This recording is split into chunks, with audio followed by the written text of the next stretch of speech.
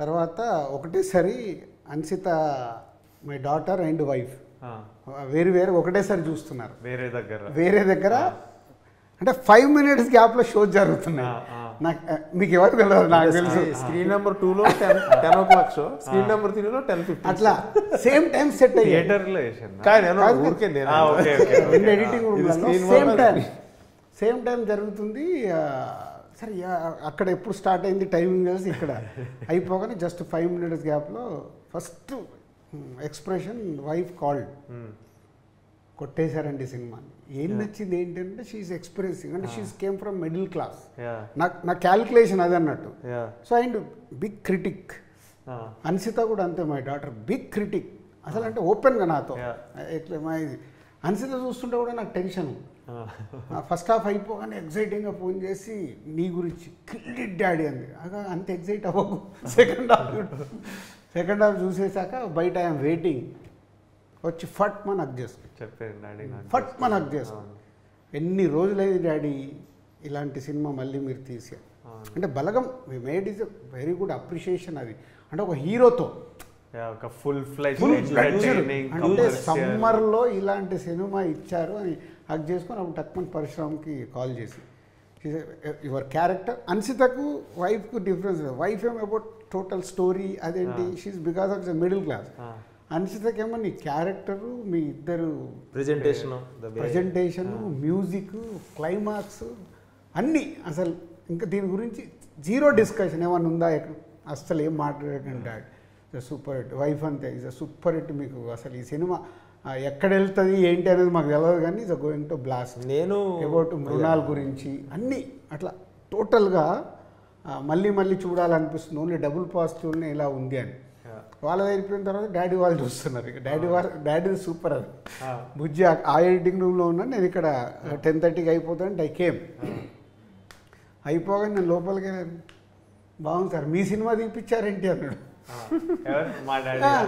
నా సినిమా ఏంటి సార్ ఏది మొత్తం మీరు family man so family star అని పెట్టుకొని మీ కథ తీపిచ్చినట్టుంది అని కూర్చోబెట్టుకొని ఒక్కొక్క సీన్ ఒక 15 నిమిషాలు బిగినింగ్ నుంచి అన్ని తర్వాత నీతో మాట్లాడు ఫస్ట్ డైరెక్ట్ 1-1లో క్లైమాక్స్ వరకు చెప్పుకుంటూ వచ్చారు. అదే సార్ నమ్మాము. సో ఫైనల్గా అవుట్పుట్ మీరే ఆడియన్స్ మాకు అండ్ ఇంత ఓపెన్గా చెప్తున్నారు కాబట్టి థ్యాంక్ యూ అని చెప్పి ఆనంద్ కూడా సూపర్ సార్. అసలు ఎన్ని సీన్స్ కనెక్ట్ అయిపోయాయో అసలు ఎంటర్టైన్మెంట్ మ్యూజిక్ యాక్షన్ కూడా నువ్వు రాసేటప్పుడు ఎలా రాసావు క్యారెక్టరేషన్కి 4 ఫైట్లు ఇలాంటి దాంట్లో అంటే రేపు మాస్ ఆడియన్స్ కూడా కావాల్సిన క్యారెక్టరేషన్ ఇవ్వడం అనేది ఇలాంటి కథల్లో కుదరదు. బట్ అది కూడా director is a very good design. అలా ఆనంద్ అన్నీ చెప్పుకుంటూ వచ్చి సో హక్ చేసుకొని ఫుల్ ప్లేట్స్కి ఇచ్చారు. అసలు ఆ డేట్ వెనకాల ఒక రీజన్ ఉంది, నీకేమైనా తెలుసా? ఇది 5th వెనకాలనా? నీకేమైనా తెలుసా? దిల్ రాజు ఏప్రిల్ 5th రోజు పుట్టాడు. ఓ మీ బర్త్డేనా? కాదు, ఓహో మీ first Dil April 5th release అయిందా? ఓ డిసెంబర్ 18th దిల్ రాజుగా 2003 April 5th is my first film Dil. After 21 years అదే డేట్కి రిలీజ్ అవుతున్న సినిమా. సో 2 things టైటిల్ పెడదాం అనుకున్నప్పుడు చాలామందికి చెప్పినప్పుడల్లా దీని మీద మిక్స్డ్ రిపోర్ట్ వస్తుండేది ఈవెన్ నాకు కూడా.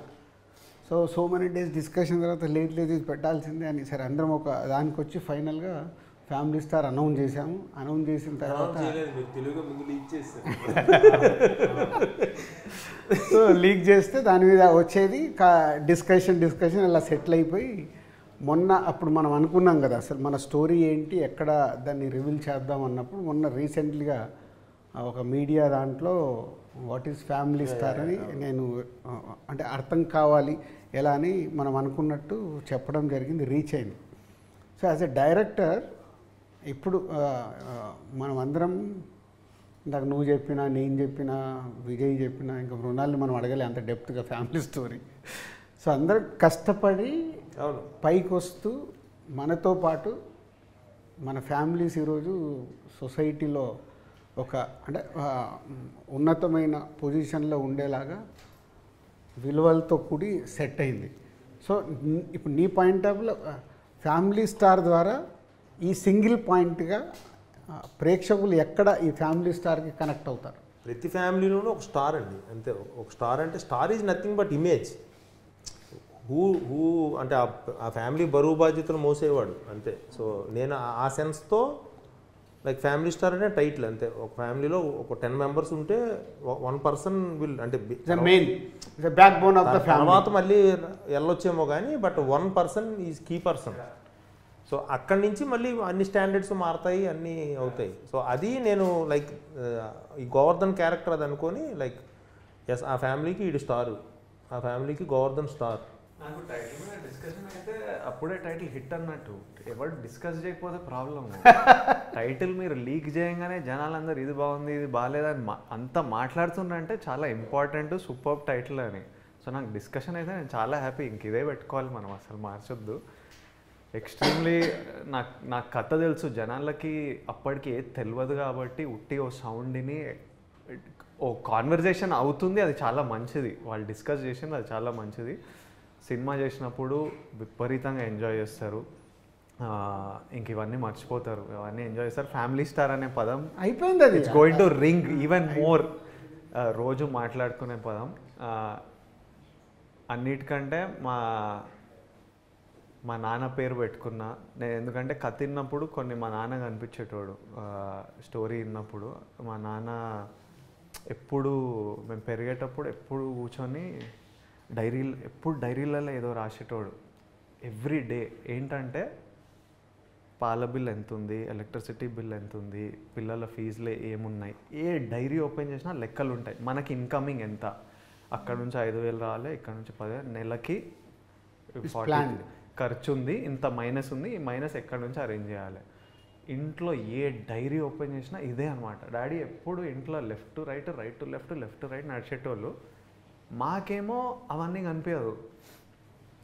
నేను యాక్టర్ అవుదాం అనుకున్నప్పుడు అందరు MBA చేయి ఇదే అంటే 2 బోట్లలో కాళ్ళు పెడితే అవ్వదు, దూకు, ఇటో అటో దూకు, తేలుతావు, ఇక్కడో కాళ్ళు పెడతా అక్కడో కాళ్ళు పెడతా అంటే ఎటు కాకుండా పోతావు అని ఎక్స్ట్రీమ్లీ కాన్ఫిడెంట్గా చెప్పేటోడు. అందుకే నేను మీసాలు కూడా ఇట్లా పెట్టినా. మా డాడీకి ఎప్పుడు మీసాలు ఉంటాయి అన్నమాట, చిన్నప్పటి నుంచి ఒక థిక్ ఎప్పుడు మీసం ఉంటుంది. సో నేను ఈ కథని క్యారెక్టర్ వేసేటప్పుడు నాకు ఇట్లాంటి మీసం, నేను అందుకే షూట్ కొంచెం డిలే, ముందు థిన్ మీసం ఉండే, అది డిలే చేద్దాం, కొంచెం థిక్ కావాలి మీసం అని. అండ్ మా డాడీ కాన్ఫిడెన్స్ వల్ల, మా డాడీ అగ్రెషన్ వల్ల మాకు భయాలు లేకుండా ధైర్యం చేసి దూకేసినాం, చూద్దాం ఏమవుతుందో అని. మా డాడీ అనేటోడు కొడితే కుంభస్థలం కొట్టాలిరా. చాలా స్టోరీలు, అసలు స్టోరీలు చెప్పుకుంటూ పోతే అసలు మేము సరునార్లు ఉండేటోళ్ళం. సరునార్లు ఉంటే మా పెద్దమ్మ వాళ్ళ ఇంట్లో ఉండేటోళ్ళం రెంట్కి. ముందు ప్లాట్లు ఏవో అప్పుడు అమ్ముతున్నారు, బిగ్ ప్లాట్ ఫర్ 30,000 ఎంతో వచ్చేది అప్పుడు. మా మమ్మీ అందరు కొంటున్నారు అక్కడ కొన్నా అంటే మా డాడీ ఇక్కడేం కొంటా, జూబ్లీహిల్స్లో ఉంటా, ఈ ప్లాట్కే డబ్బులు లేవు, మళ్ళీ ఈ ప్లాట్ డబ్బులు లేవు, ఇక్కడేముంటా జూబ్లీహిల్స్లోనే ఉంటా, జూబ్లీహిల్స్లో ఉంటా ఇల్లు అని. పెరుగుతూ కొద్దీ ఆ ప్లాట్లన్నీ లక్షలు అయ్యి మా మమ్మీ తిట్టేది. అప్పుడు చెప్పినా మీకు 30,000 ఉన్నప్పుడు కొనలే, అక్క వాళ్ళు కొన్నారు, వీళ్ళు కొన్నారు, ఇంత అయింది అట్లా అంత. Daddy quite. ఈరోజు జూబ్లీహిల్స్లో ఉన్నాం మేము. ఇప్పుడు మా డాడీ చెప్పినా జూబ్లీహిల్స్ సో గుడ్. సో ఇట్లా స్టోరీలు చెప్పుకుంటూ పోతే మన సినిమా చూస్తే అందరికీ ఇట్లా చాలా స్టోరీలు కనెక్ట్ అవుతాయి. చాలా గోవర్ధన్ గారు కూర్చొని మంత్లీ లెక్కలేసి అబ్బా ఈ మంత్ దాటిపోతాం, ఈ మంత్ ఎంతున్నా కాన్ఫిడెన్సు, అగ్రెషన్, స్వాగ్. మీరు నన్ను కాలేజ్లో చూస్తే వీళ్ళ దగ్గర డబ్బులు లేవని ఎవ్వడు అనుకోడు, అసలు ఫుల్ రిచ్ బలిసిన పార్టీ. నడక అట్లనే ఉంటుంది, టక్ చేసి అట్లా నడిచి టీ షర్ట్ వేస్తే ఎవరికి తెలియదు బయట.